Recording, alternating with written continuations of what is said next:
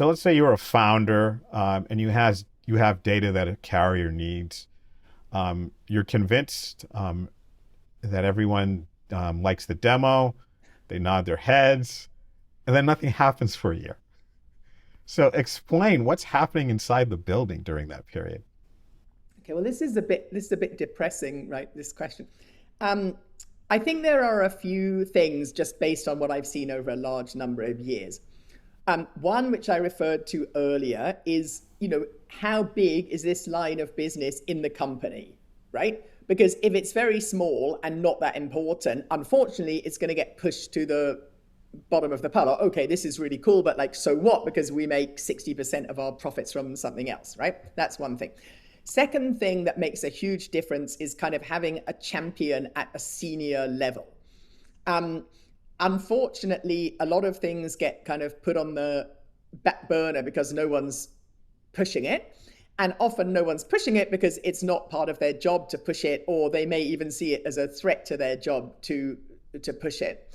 And the other thing that I know we've talked about before, which can happen, so you get all excited because somebody senior in the executive committee or whatever, goes to the demo and really likes it. And then it disappears into the morass of what I think we referred to earlier as the messy middle, right? Where, again, may not be a priority. People might think it's a threat to their job. They've got other things to do. Maybe they don't really understand it and they don't want to say. So it is a bit of a lucky dip. And to me, for these things to be successful, you need a kind of champion who's senior, and you need to be able to really demonstrate kind of ROI to the company. So not just that, okay, this is cool technology, it's interesting, whatever, but okay, this can reduce the loss ratio by such and such a percent or whatever, right? Something really granular like that, because otherwise you're right, people go to a demo and they think it's cool, but then nothing happens. So how much of that is this process? How much of that is the company using proper due diligence, and how much of it is just that they're resistant to change? I think it's both, depending on the company. So, I mean, companies, and look, as a board member, I don't want the companies to be totally distracted by the every new and shiny thing, right? So sometimes, even from the very top, we're kind of saying, look, let's focus on the kind of material stuff. A lot of companies have long procurement processes, which I honestly think is annoying, because it would be better for everyone to make a decision more quickly. So I think long is bad. However, I think thorough is good. And why? Because there's a new huge risk now, which is related to like cyber and AI, right? Again, wearing a board director hat, I'm always asking a lot of questions about like, how are we vetting third parties? Because if it goes wrong, you can have all sorts of problems that are not to do with whether they have good data or they're good at underwriting or whatever it is. But as I say, to do with like compliance issues, cyber issues, all sorts of things. So I think thorough vetting is good, but to me, I think the process is often too long. And part of the problem in very big companies is the people who are responsible for procurement are nothing to do with the business, right? So their job is to run this process and, at a leisurely pace.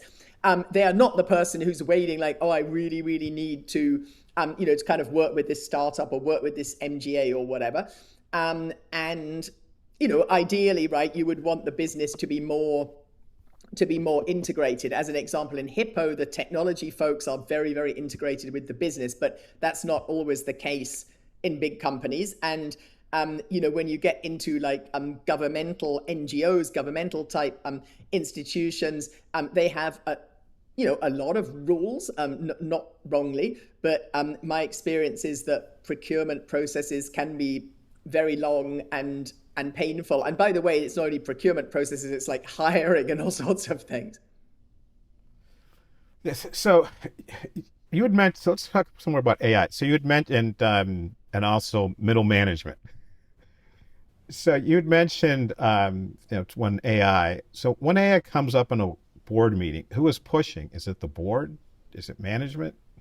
Well, interestingly enough, this is not proper data, right? But based on my experience, as you know, I go to a lot of board director conferences and other events.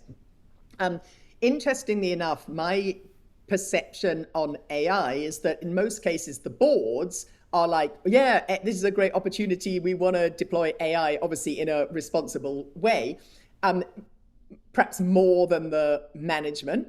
Now, board members are supposed to be strategic, sit at a higher level, and all the rest of it. But we also don't need to deal with the kind of day-to-day, hassles, right?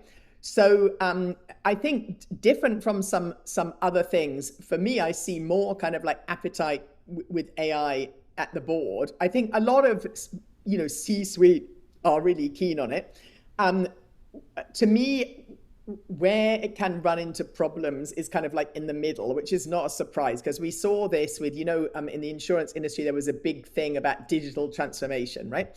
And where it often went wrong was kind of not at the board or the exco, but when you actually had to implement it, and it was kind of middle management. And I think for a number of different reasons. First of all, look, they're at the coalface, right? And it's easy to say, oh, let's do this, but it's harder to actually do it. I think also, though, there is a bit of defensiveness, and especially about AI, because there's a lot of narrative in the press that this is going to, take away jobs and so on. And I think that's, not untrue. I'm lucky because I serve on the board of two companies which are growing and are tech native.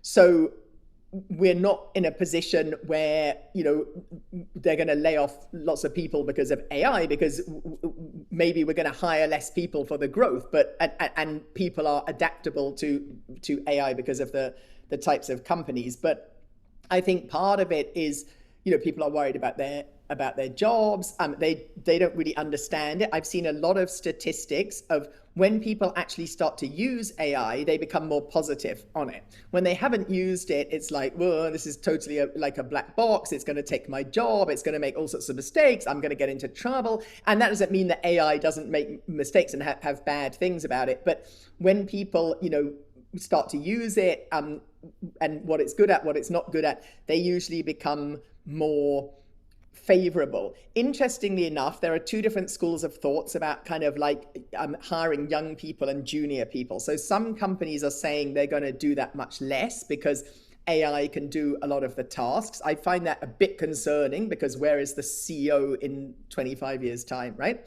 I know some other companies who are actually still hiring, graduates and so on, because they're kind of AI native, right? And very adaptable. They've already been using it in college. And for them, the problem is, as I say, the middle management layer. However, I would caution on middle management because these people have a lot of like institutional knowledge and experience. And, we've seen this, as I say, with digital transformation, with, crises like the financial crisis and other stuff, where you suddenly maybe lose a lot of those people. And, guess what? Someone who's been in the company or in the industry for 20 years, they know a lot. And it's actually, ideally, it's these folks who need to be using AI and trading AI and seeing where it's good and where it's not good, and really capturing all the processes so that you can then deploy AI. If you lose their expertise and you end up with like senior people, who haven't been in the trenches for 10 or 15 years, and graduate trainees, they may be very smart and very keen on AI, but it kind of doesn't really work. So the important thing, but it's harder to do in practice than just saying it, is to engage the people with experience, with institutional knowledge and so on like how to deploy AI, how to make it better and all the rest of it. And of course, it's easier to do that if you're in a situation where if people are adaptable, they all have work to do, right? Than one where maybe, you do have too many people.